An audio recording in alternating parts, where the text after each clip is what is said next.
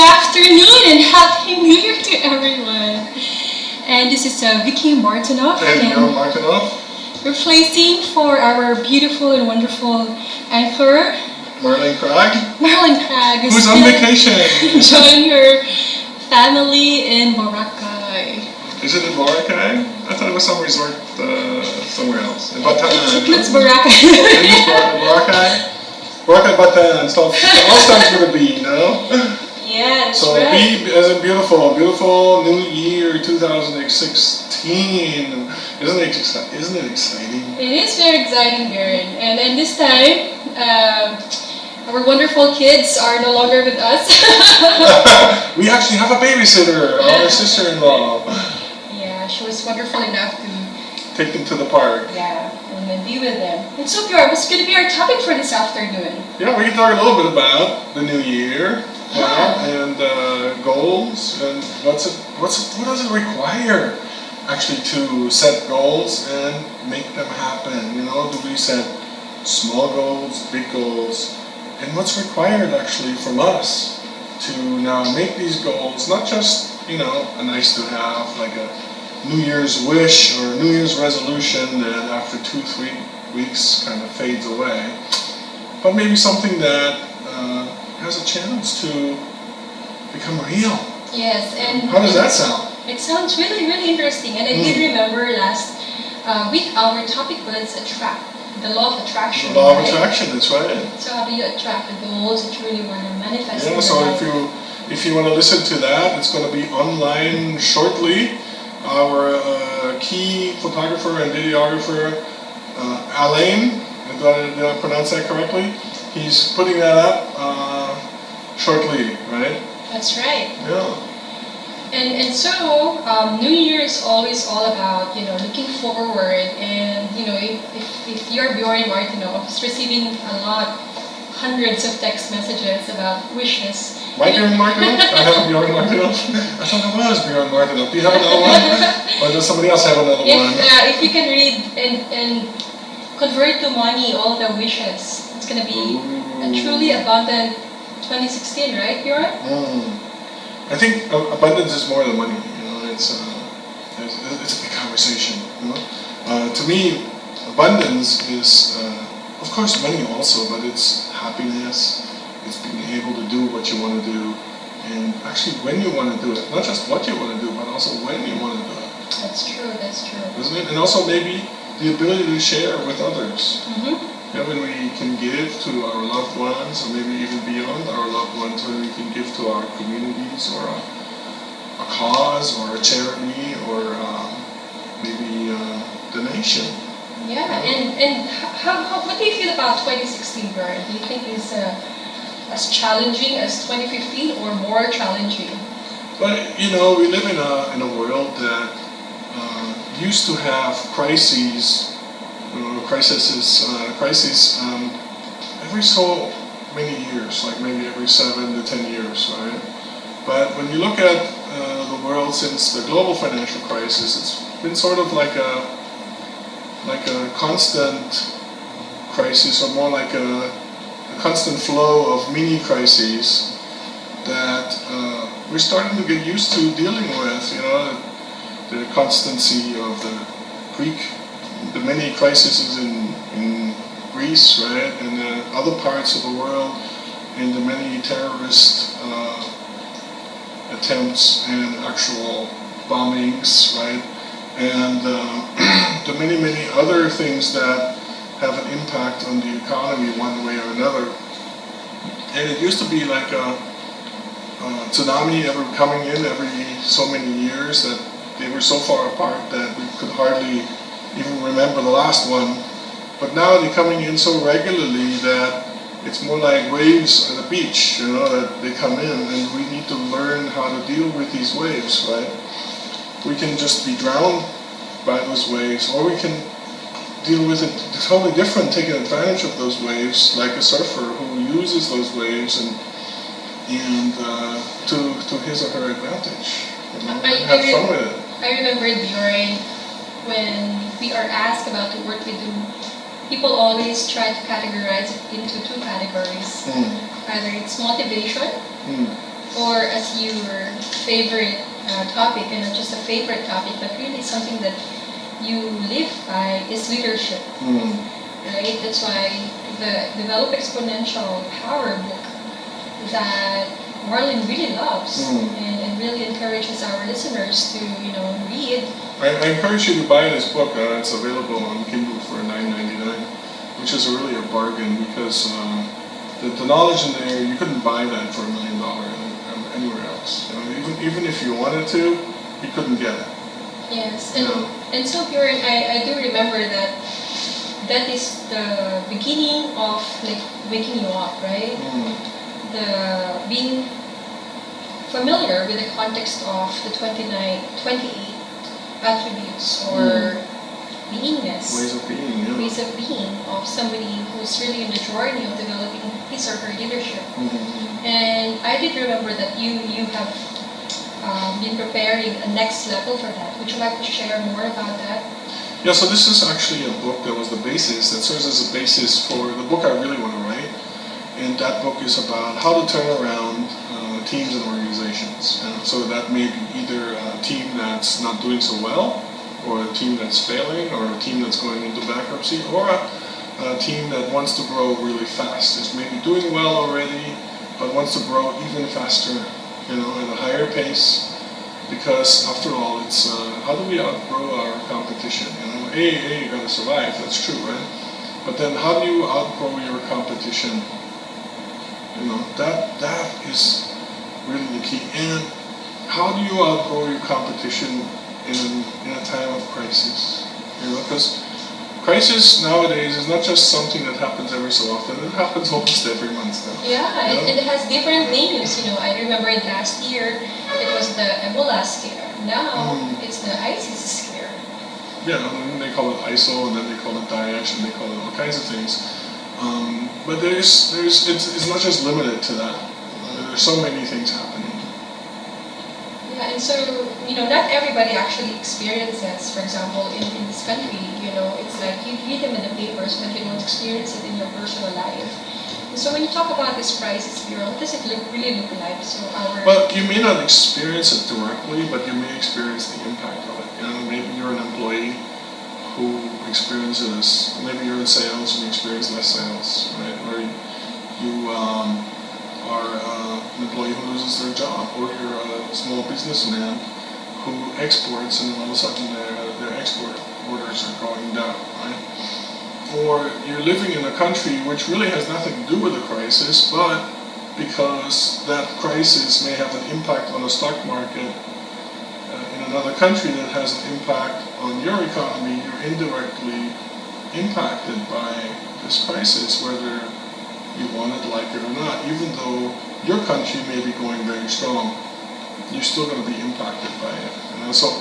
And of course, what exacerbates that, what makes a crisis even stronger, is because when our leaders and managers go into a fear mode, right, as a reaction to this crisis.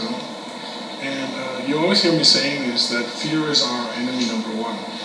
Because fear makes us do things that we may not have thought about it very much intellectually. It's more like a reaction or an automatic. And because of that, the reaction tends to be not very powerful, maybe even disempowering to yourself. And if we react in fear as a collective, as a community, as a business community, then it's going to have an impact on everyone. That's true. And that's huge, right? And so we got to remember that things like stock markets and the economies, even global economies, they're hugely impacted by those emotions that those leaders have. And to me, that's the hidden factor amongst all these things. And we need to bring that out more and more. We actually need to talk about that, because that has an impact on everyone. If a leader is in fear, if a leader doesn't have the courage to move forward and do the right thing in the right moment, or doesn't have the right education, and unfortunately this is the case even in some of the largest and most sophisticated companies that we've ever seen and encountered, the largest companies in the world. this can still happen. Yeah, and it does happen. Do you think a crisis is something that takes people by surprise, or is it something that has been looming for many decades even? I would be surprised if it still would take people by surprise. That used to be the case before the last global crisis, but ever since then it's been like a flood of mini crises. And I think people are slowly but surely starting to get used to the constancy of those crises. It's like one after the other. I remember during one of our activities when we conduct team building programs, there is a conversation where we love team building programs for executive levels. That's our specialty. It's true. I remember that the most common question I always get asked is, how does Bjorn Martinoff actually limit my productivity? And how does that play in? It's very interesting because, if you talk about a crisis, most of the time really the behavior is to ignore it. Maybe it's going to disappear one day. Like out of thin air, we hear that then probably it's going to disappear, or you deny it actually exists. Well, that's one way of dealing with things. The other one is to go into fear and then stop spending. And another way, and then of course has an impact, right? There's one more way, but let me wait to go into that. So ignore and deny is just going on as if nothing was wrong. And that's not the worst way of dealing with it, right? But it's one way of dealing with it, and it's actually one of the better ones, surprisingly. But the worst one is to go into fear and go into defense mode and cutting your marketing spending and cutting your training spending. And that will make the crisis even go worse because your results will go down, right? And it'll look like, oh, see, I was right, it's going to get worse, right? But when you realize that there's only two things that can make your business better, or your results, increase your results. There's only two major factors. One, the economy improves, right? Or you get better. Either the economy gets better or you get better. Those are the only two things that will make your results go up. Yeah? Letting go of fear, and it takes empathy. What is the crisis? What are our customers dealing with? And now adjusting to those needs that customers have because of the crisis. So a perfect example is Hyundai in the United States. Right? There's also some examples here in the Philippines that companies, very big companies, took advantage of the crisis and grew by 35% in the middle of the crisis. Right? And but the example of Hyundai was they saw that the crisis was there in the U.S. and people were reluctant to buy new cars because they were afraid of losing their jobs and then potentially not being able to make those car payments, right? So what did Hyundai do? They did something very smart. They placed themselves in the shoes of their consumers, felt the feelings that the consumer felt, and then looked for a solution as to how can we help these people and also help ourselves in the process, right? Which is like a win-win. They win, we win. And so what happened is they said, if you buy a new car from us and if for some reason in the next 4 years you lose your job, we will take back the car without consequences, right? So that sounds like a big risk at first. It takes courage to take a risk like that. Because what if there's tens of thousands of cars being returned, right? Maybe hundreds of thousands. So what did really happen? What really happened was that Hyundai sales increased by 35%. 35%, that's billions of dollars extra revenue. Billions, right? And would you guess how many cars were bought back? No, I can't guess. Yeah, only 100 cars. Oh, wow. Only about 100 cars got bought back, which is nothing. Which is really nothing. And so that was a huge win for Hyundai. And it's pure genius, actually, because but however, when you know how they did it, right, and on what principles they operated on, how they came up with these solutions, right, we can help companies do this again and again. But some of the principles are, place yourself in your consumer's shoes. Feel what they feel. See yourself going through their decision-making process. Imagine what it's like, in their world, and then design a solution that works for them, primarily, and secondarily for you. And that's when you can create a winning situation for everybody. Everybody won. The consumer won, and Hyundai won. And because the consumer won big, they won even bigger. I remember Bjorn reading this article about, how to negotiate powerfully, and before it was really more about, the techniques, the approach, and yet one of the latest conversation that's been coming up is that, you've got to be aware where it is actually happening, because what it shows there is that geographically, people have a very, very different approach in terms of, placing or even verbalizing what works for them. And when I look at the map, I saw that Philippines really is in the far area in terms of confrontation. When I say far area, very, very low in terms of confrontation, but very, very high in terms of expressing themselves. Expressing themselves emotionally. Emotionally, that's Yes. right. Which, if you tie it down to conversation about crisis, it's like, they're not going to confront it, but they're going to be very emotional about it.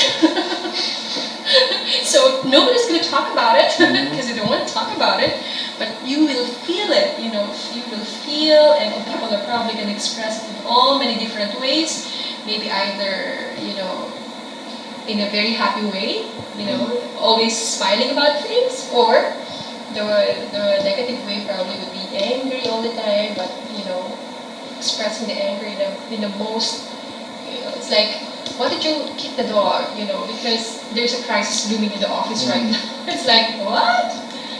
But yeah, so I feel as a nation also that we need to be aware of that. And for those listeners out there, you may probably not agree with it because, if you're already developed yourself to be a proactive person who knows that the best way to approach something that, or a scenario that you really would like to prepare for is to, face it head on, then you're going to be in the right place.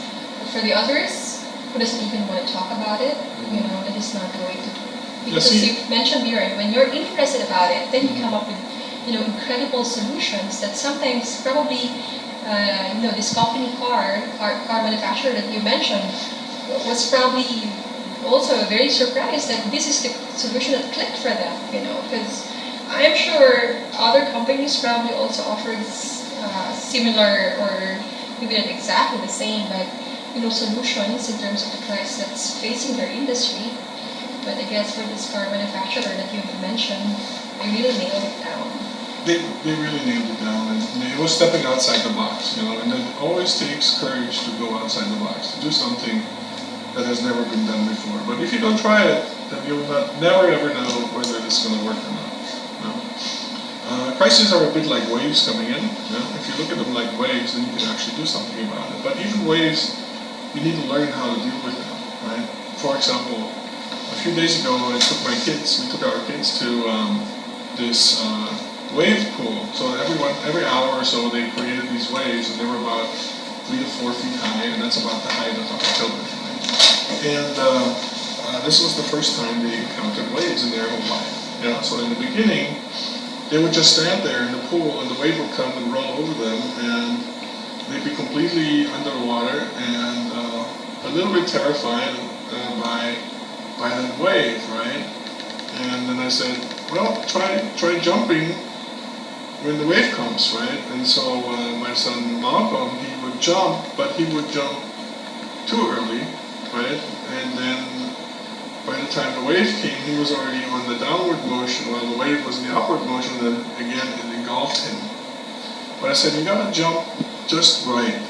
When the wave starts to come in and lift you up a bit, that's when you jump even a little more, and you'll stay on top of the wave, and you will roll with the wave, and you actually have some fun.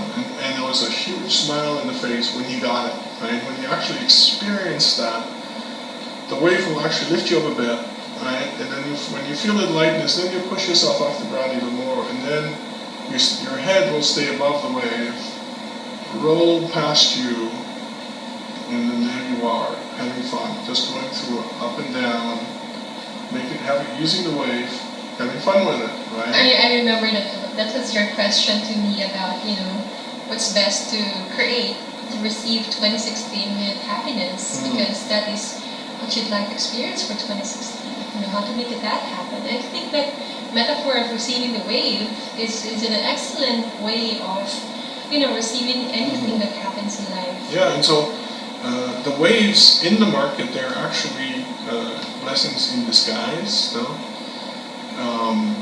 Imagine there's waves in the real estate market. When you buy low and you sell high, that's like making money, right? So you're using the waves in the market to create money for yourselves. All you need is a bit of capital, of course, but when you have these waves, or when you know how to ride them, then you can make huge money. Same in the stock market, right? The stock market has waves, the real estate market has waves, business has waves. There's waves everywhere, and it's to the point where some people actually are starting to make their own waves, because then the waves are more predictable. Right, so they already know how to make use of those waves, buy at the right time, sell at the right time, make a killing. Yeah. Yeah. I like that. I like that. Somehow, the thought of the other metaphor you mentioned also came to my mind when you said, about this donkey was being thrown dirt. And all the donkey ever do was, to make sure that the dirt stays under.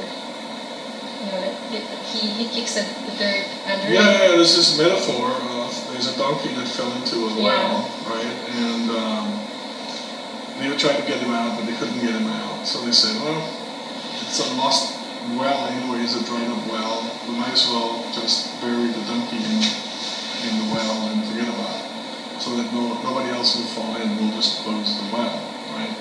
So after some discussion, they finally started throwing dirt into the well, and every time, instead of being buried by the dirt, every time dirt was thrown down the well, the donkey would actually step on top of the dirt and keep stepping up every time more dirt was thrown in, and eventually there was enough dirt in the well that the donkey could just climb out. Right?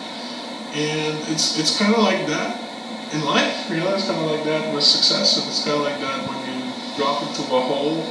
No matter what happens in your life, it may look like you've fallen into a well. It may look like you've fallen into a ditch. It may look like you've fallen into this big hole.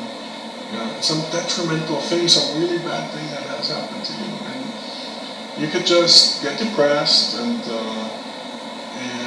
let yourself get down about it. But when you look closely, there's always a way out. Yeah. And of course, it helps a lot, when you're supported by people who truly care for you.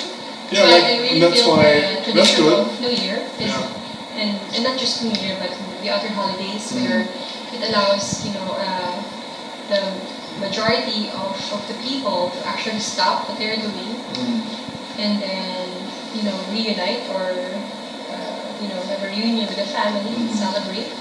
Because I think those are the moments when you can really start thinking about what really matters most.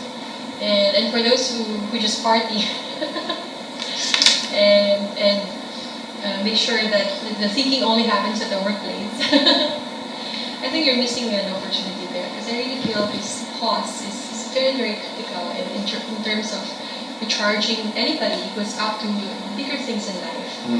That's why, Bjorn, remember when we are being requested by organizations to be in their company, we really ask right away for 3 days, right?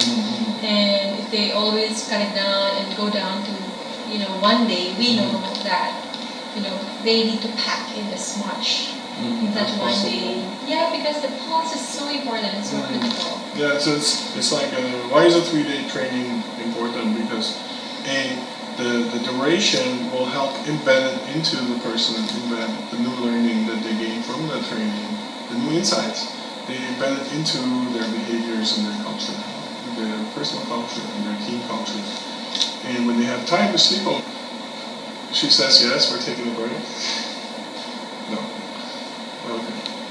All right, so so the 3 days are important, and scientifically this was proven that if you go and do some team building, strategic planning, that this is most powerful when you spend at least 3 nights out of town, and have a big impact on the culture, on the team, and on the outcome. So that's one of the tricks that we have. Not everybody, we tell this to everybody, but not everybody takes advantage of it, right? And so the more there's levers, right? Levers are tools, right, that you can use to make something happen. Now, the more of them you use, the bigger the impact. The fewer of them you use, the less impactful, right? It's going to have an impact on the outcome. Yeah, exactly. To some degree. Because right? we give them tools, right? Yes. I do remember, Bjorn, some of the activities I would do also for organizations that they work with me, and if they are not given the tools, like in the sequence that we normally would give them if they're participating, for example, in a 2-day or a 1-day program, it's the dynamics is just so different. You know, we still get results, but the results I see when we actually give them all the tools that they can use is very, very different. They're exponentially higher. Yeah, and even if we do just 1 day, and I've seen some companies, they just opt for us to come in for a couple hours, the impact is life-changing, right? So it's not to put down what we can do in a short amount of time, but you know, we have seen what it does when you do 3 days, and that's truly huge, just huge. I've even had people crying gratitude afterwards. And I think it's also what we're doing right now in this particular program, right? Because you know, if you think about it, and for those visitors who regularly tune in, this is all about accelerating your life. And for the past Saturdays, we've been giving them tools on how they could actually, establish a strong foundation on how to start really manifesting what they really wanted to happen in their life. And we talk about, making sure that you use the law of attraction.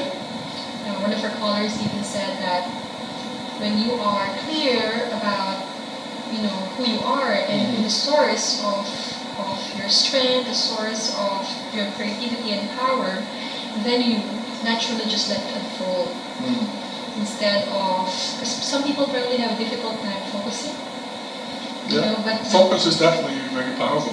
It's one of the powers I listed in my book. You also, move into different stage in your life. Sometimes flowing with what opens up, what is unfolding in your life, is the way to, really welcome also new things that your mind probably haven't even thought of. Yeah, and so that is in itself a topic. You can probably spend an hour and a half on. Going back to our topic of New Year's goals, New Year's resolutions, sometimes we think, do I set goals for myself? Do I not set goals for myself? How do I do it? Most people don't know how to set goals. They just have sort of an idea of what they would like, but how do you now go about it? And I even remember myself at some point early in my life, I was like, why set goals and just be disappointed? That's kind of like the perfect excuse for not setting goals, right? And but I found that was wrong. You need to set goals, otherwise there is no energy going towards that outcome when you don't have goals. Otherwise, you're just floating along in the river, right? And wherever that river is going, that's where you are going. But you know what? Even a dead fish can do that. And you don't have to be a human being to float along the river. Even a dead fish, so a fish with absolutely no life in it, can do that. And floating on top, belly up, with gray eyes, decomposing fish can do that. Now we as human beings, we're much more powerful than that. if we can take a rudder or an oar and start rowing and start taking charge of the direction our life is going, that's much more powerful than being a dead fish just floating along. And the more we can take charge, the more impactful we're going to be on our life. And eventually we're going to be so impactful in our life that we become the masters of our destiny. Yeah? We just be the masters of our destiny. We can either be a victim of the river or the master of your destiny, right? And of course there's many levels in between. But ideally in life, we want to be masters of the destiny. I want to be in control of where I'm going. Yeah? I want to be in control of my goals and my outcomes and my results. And maybe even my promotions, right? And my income. And the more I am, the more fulfilling life is going to be.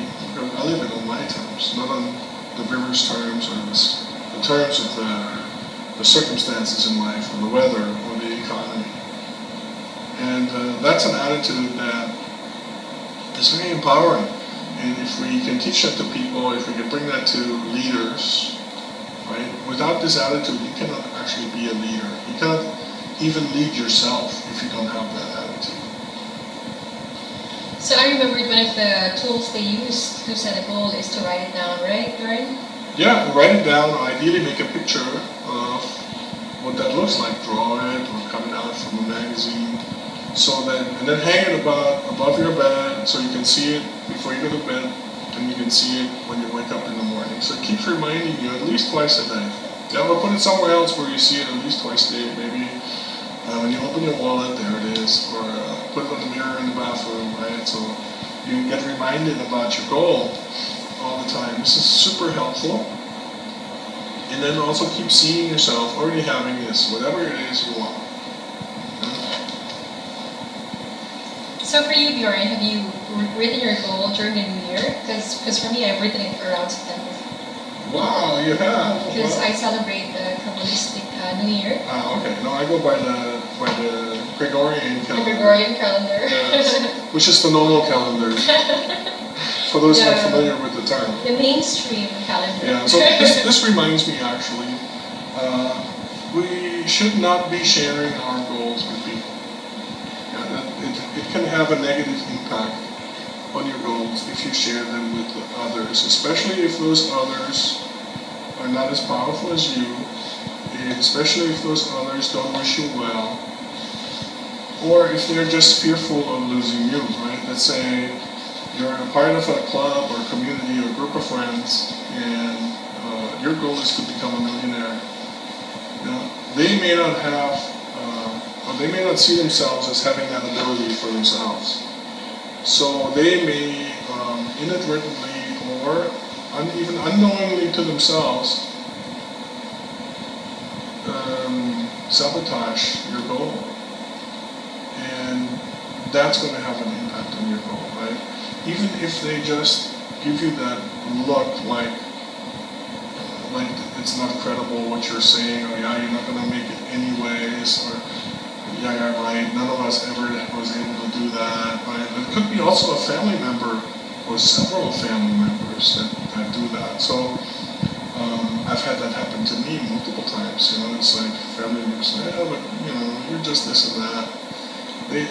People have no faith in themselves, and then instead of saying that, oh, I don't have any faith in myself, they tell you they don't have any faith in you, which really doesn't really have much to do with you, but nonetheless, that's how they express it, right? And they say, that still can have an impact on you, because even though they may not say it that way, you can still maybe accept it as the truth, right? And that's going to have an impact on how much you go after a goal, how strongly you pursue your goals, and how much energy you're going to put in, because if those people don't believe in you sometimes, it's very easy to just give up. I remember there's this story in the Bible about Joseph the dreamer. More known as Joseph the Dreamer, but I love the also name, know the him Dreamer. as Joseph the Righteous. In school we always make the dreamers wrong, right? But to me, dreamers are very powerful people because they create stuff. Is that also the same with Joseph the Dreamer? Yeah, well, it became the Dreamer title when it started to become more popular in the theaters, like the Broadway plays. And one of the things I remembered a lot was that he shared his dream with his brothers. And of course, at the time, the brothers are not able to see that. And what's great about Joseph, though, is that for the next 22 years, he never let go of what he saw. And so, you're probably going to wonder, if in the beginning, when he shared it, what he received as an experience is he got sold, he became a slave. Naturally people would just, the normal behavior would be you throw your whatever you saw, right? Anyway, it's just one dream in one night. But I guess for him, he probably has a way of, I don't know, maybe he talks to somebody that continues to strengthen his dream. Because he never let it go. He saw it. He saw it in him. It was his role. And I think it's a huge privilege, really, when, anyone who's been given a dream, and so clear and so vivid. Because the usual thing, really, and I do acknowledge it for myself, is that I do an action and I have no clue how this is going to be, how this is really related to my life, like the overall picture of my life. But you go day by day, and you still do what you're supposed to do until one day someone's gonna probably offer you something else, and then you pursue that again. But for those who from the very beginning, even though it really looks crazy and just out of this world or out of his own level or reality, and to keep on moving forward to the dream, that for me is really, really amazing show of will and ability to really, bring forth, put into his own reality what he saw. What was Joseph's dream? What he saw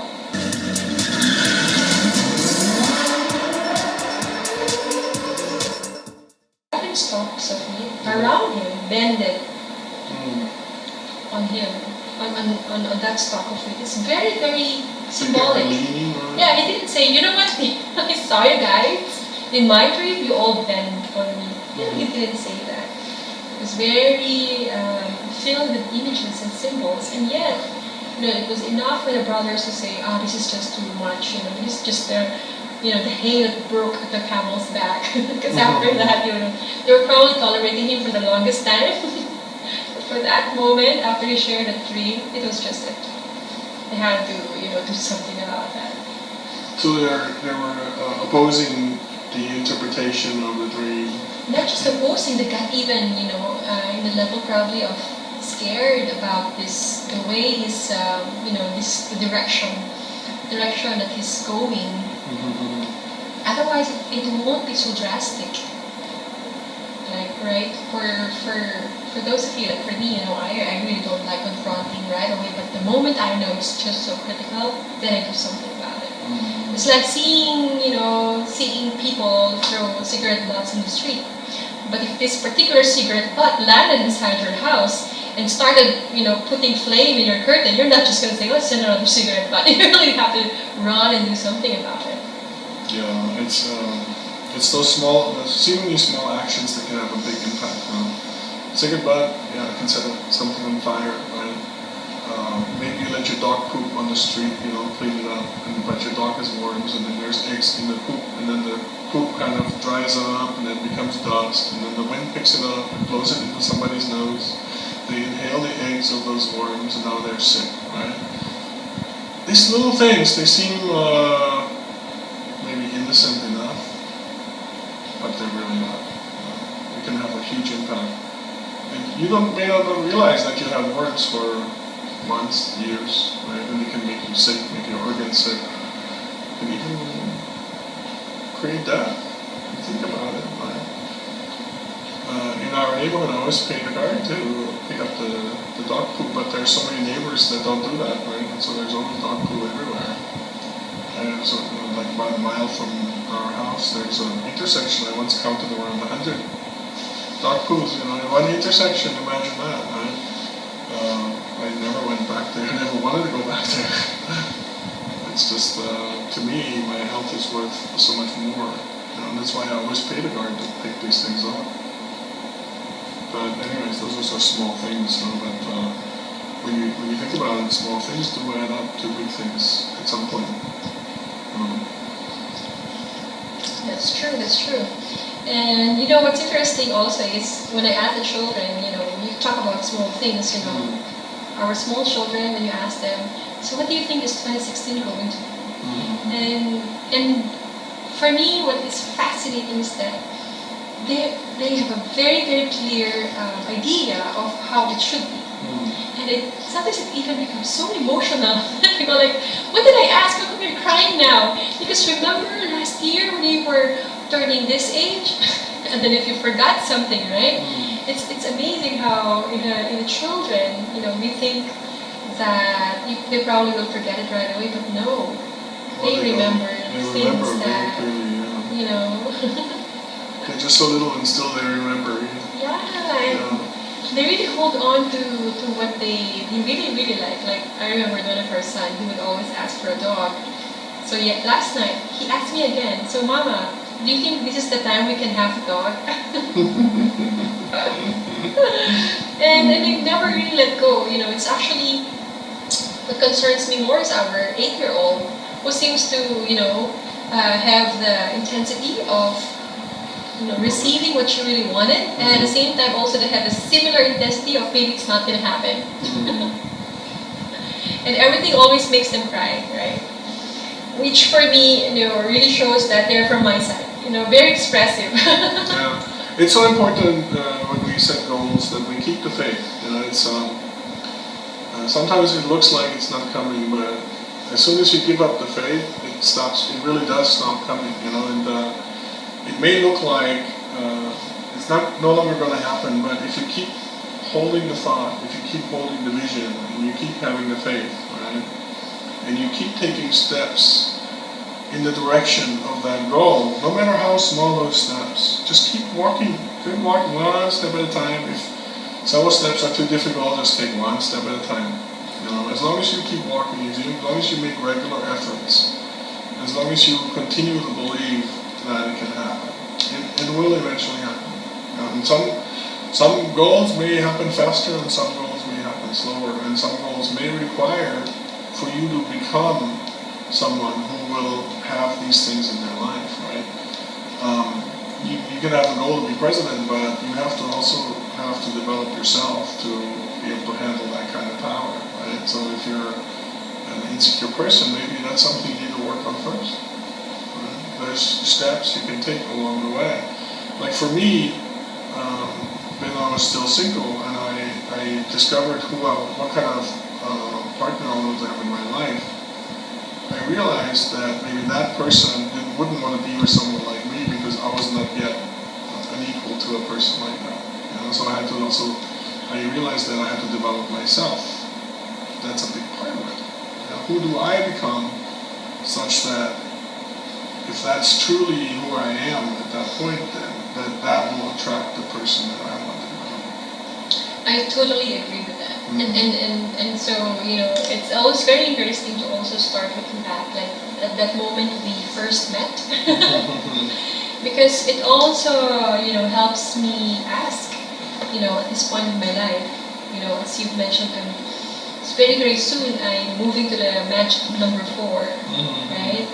And I think for a lot of women, really, there are significant numbers in their life that they're either running away from or just embracing. And I think the magic 4 is something that a lot of women really has to gracefully step into, and it's not because the body definitely changed a lot, but I think there's really a level of just being there in the world now. Like, probably after finishing school, it's more about taking care of one's career and maybe, dreaming of that ideal wedding. But after that, really, it's now all about sharing and giving, beyond one's self. Yeah, That's one of the mistakes many people make. I think it's good to reflect every 10 years on your life. Have you accomplished what you set out to accomplish in that decade? And for me, my 30s was very difficult. Turning 30, right? So I was a bit inauthentic about that. But like for example, getting married, so many people just set goals to be married, but there's no goal beyond that, right? And then they wonder why it falls apart. Right? The goal was to get married, but what happens afterwards? The getting married is not an end point, it's a stepping stone, right? But however, many people, they treat it like an end point, as if that's the end of my goal, right? But if there's no goals after that, if there's no vision for the afterward, then you're going to have a difficulty in your marriage. That's true, that's true. I remember before, it was just about, making sure that you don't grow old alone. That one was very, very significant for me. Yeah, but you can get a dog for that. You don't need to get a And husband a fish. or a wife or a fish, right? That's true. Yeah. So, it's important for you, then goals can also be important for you. So set your goals if success is something that you desire. And if you don't have a desire for success, then start creating a desire for desiring success. Because otherwise you're not going to move forward in life. That's true. And to me, the bigger your goals, the further you will grow. The further you will go, and the further you will grow. So set goals that are big enough that require you. They're so big. These goals that are so big that require you to grow. That require you to become bigger than who you are today. And that's what makes it inspiring.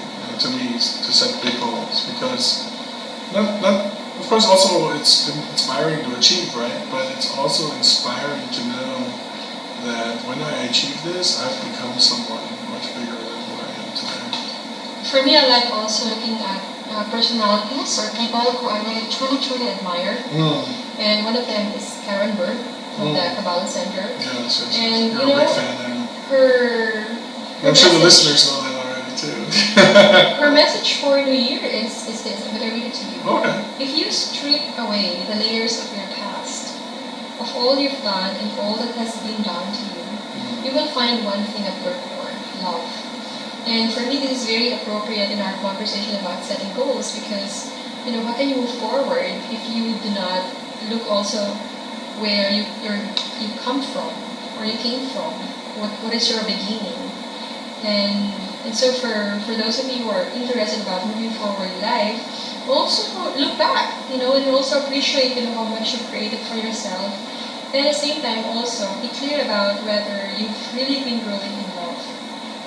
Yeah, and growing is important, because imagine a plant that is not growing. A plant that's not growing, what's going to happen to it next? A plant that's not growing is dying. And as human beings, we're not much different. If we're not growing, we're dying. And so even when we're older, we should continue to grow. And that's what keeps us alive. Yeah, for me, whenever... And it also brings life to life, right? Exactly. So, when you say actually life and goals, as somebody taking on the spiritual path, the thing is, when you ask for something, it's not something that just appeared in your mind, in your thought. It's actually planted there by the Creator. And to me, that's what the spiritual path is all about. It's all about growing and becoming. Yeah. Right? Because me, as a spiritual being, to me, that talks about who I am as a spirit, not as a ghost, but a spirit being my way of being, my feelings, my emotion, right? Do I have a weak spirit? Do I have a strong spirit? And to me, the spiritual path is also becoming about growing the spirit within me to become a stronger spirit. And a stronger spirit, of course, can live the life it wants, creating its own destiny, mastering its own destiny. And with that thought in mind, strength of spirit, we'd like to complete our conversation for this afternoon. This is again Vicki Martinoff signing off.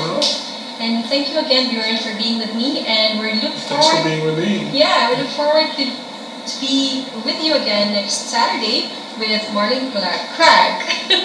Stay tuned for Equal Justice. Bye-bye.